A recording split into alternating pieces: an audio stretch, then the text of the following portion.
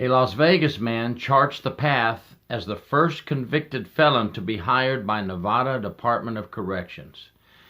Hello, I'm Gary York. Thank you for watching my YouTube channel, and if you like this video, please subscribe. Today's prison topic, is about a new trend that started in the state of Nevada. As I just said, a Las Vegas man charts the path as the first convicted felon to be hired by Nevada Department of Corrections. I'll be using some notes because I want to make sure that I read this correctly from a Nevada news article, because I don't want to imply the wrong thing or give you the wrong idea. This man, who served 3 stints in prison between California and Nevada, will work under probation for now, until the Attorney General's office reviews changes to the state agency statutes that cover cautionary concerns for hiring felons.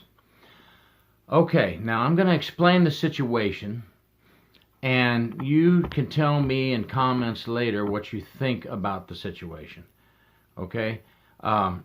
One thing that bothers me a little bit is they're putting the cart before the horse. They haven't even changed the agency statutes yet. They're working on changing those statutes so it'll fit the mold for what they're doing here. But let's be 50-50 on this and give some credit for the inmate. Yes, that's what I said, give some credit for the inmate. He did graduate from Hope for Prisoners. He did obtain his associate's degree. He is working as a licensed drug and alcohol counselor, and he is at the Freedom House for Sober Living, teaching there. He's done a good job on that part. And he is allegedly, I don't know, this is a newspaper article, he is allegedly drug-free now, burglary-free, that was one of his charges, identity theft-free. So let's hope all that is past Mr. Michael Russell, and if that is past you, congratulations for second chances. And I do believe in second chances, but I also believe in security, prison security. And if you are on the side that has to make decisions for prison security, I don't know, is this going to set a precedent? If the state of Nevada is going to all the trouble to change the agency state statutes to convert to allowing to hire convicted felons, are other states going to do this? Is it going to have the domino effect?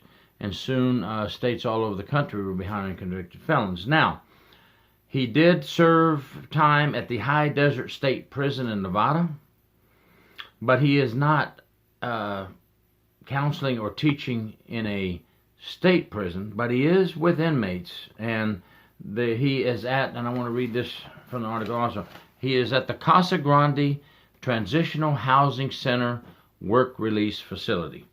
Now, we have work release centers here in my state in Florida all over, and you know, it is still a prison. They are still inmates, and they still are subject to the same security issues. However, they are free to go to their jobs during the day, come back after their job, stay at the work release center, and so forth. And these inmates that he's with are probation and parole violators given a second chance to complete this program at this work release center. It's an alternative to going back to prison or jail after violating probation.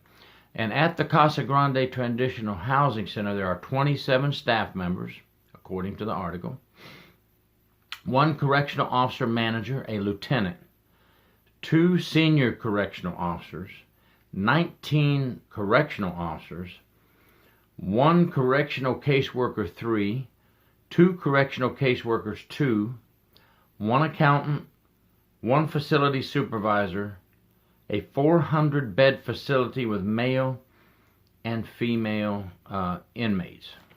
That's a whole nother topic there, having co-ed work release centers. But anyway, we're not talking about that today. We're talking about this person. Now, I don't see his job title listed in here yet. I don't know what it's going to be. Everything is correctional.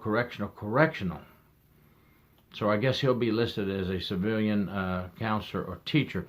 He has been already manipulation attempts by other inmates. Now, get a load of this. Some of the inmates at this center right now that he's at have actually been with him at the High Desert State Prison. I'm not trying to apply anything. This gentleman may be doing it correctly in the way he should. That's why he's given a second chance. But inmates have already tested him. Another inmate had failed a portion in step 2 of the program. And the inmates were encouraging Michael Russell, who is now a counselor teacher there, to let the inmate, give him some slack, let him pass.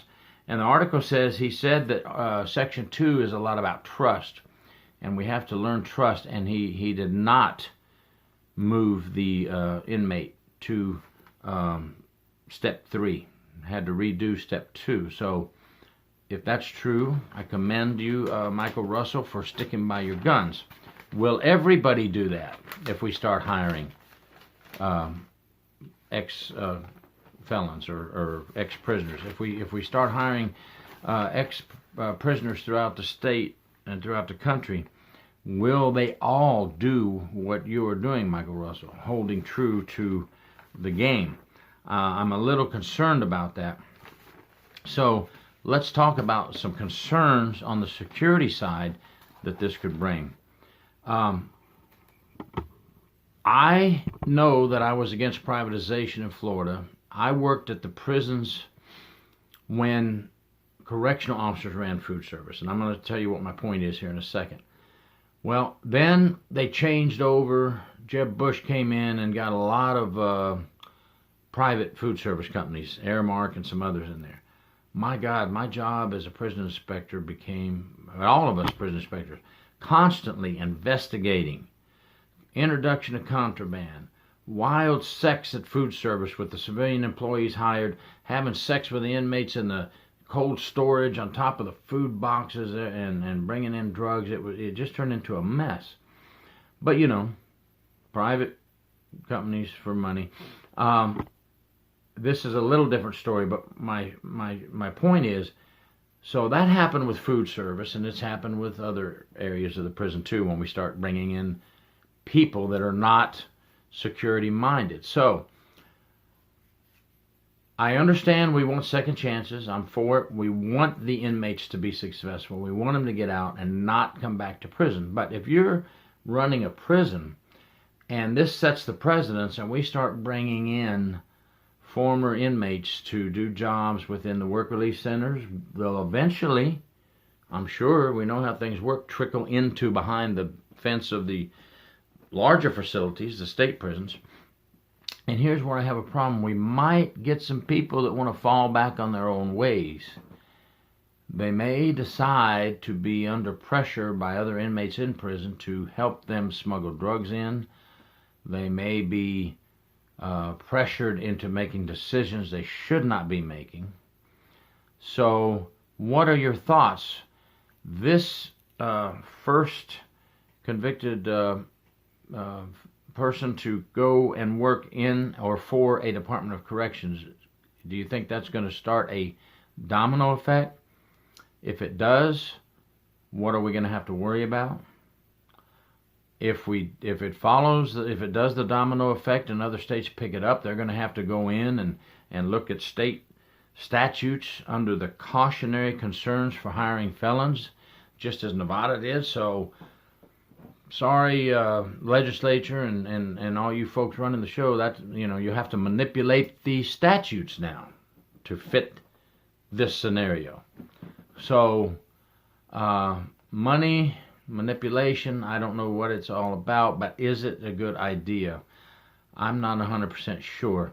Right now, working at a rehabilitation center, a work release center with classes for rehabilitation, maybe that's not so bad. Maybe that will give others a second chance. I don't know, though. I'm a little worried about what's going to happen from this point forward.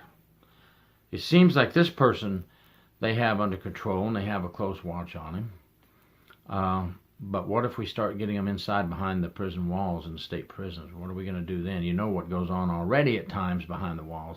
How can we closely monitor these folks for security and safety and security of the prison and our other prison staff. So it is a ethical dilemma, let's call it, on whether or not this should be done or not. We know there's a ton of people that are going to say, yes, this is great. It gives them a chance to renew themselves and second chance, and I like that. That's good. But the security, the safety and security of the prison, that's what I'm wondering how it will be affected. And if they continue to do this, we will only know when the time comes, when we start reading about ex-convict working at a prison, smuggles drugs. Ex-convict working at a work release center, takes a bribe. Ex-convict working at a work release center or prison is extorted. Come on. It happens even to our regular prison staff that we have to watch so closely. So do we want to broaden the horizons on our security risks? I don't know. I'm throwing this out there, folks, so if you're offended, I'm sorry. There's two sides. This side and that side. We need to work together and figure this out. We need to come together. Let's don't argue about it. Let's just get our opinions. And just one more thing to keep in mind. We do have a lot of prison fellowships that have former inmates that come into the prisons in the evenings and the jails in the evenings to teach, counsel, drug counseling, and church meetings. But they don't work at the prison. They do come in the prison, though, so it's something to keep in mind. Thank you for watching. If you like this YouTube, please subscribe, and have a great day and be safe, please. Thank you.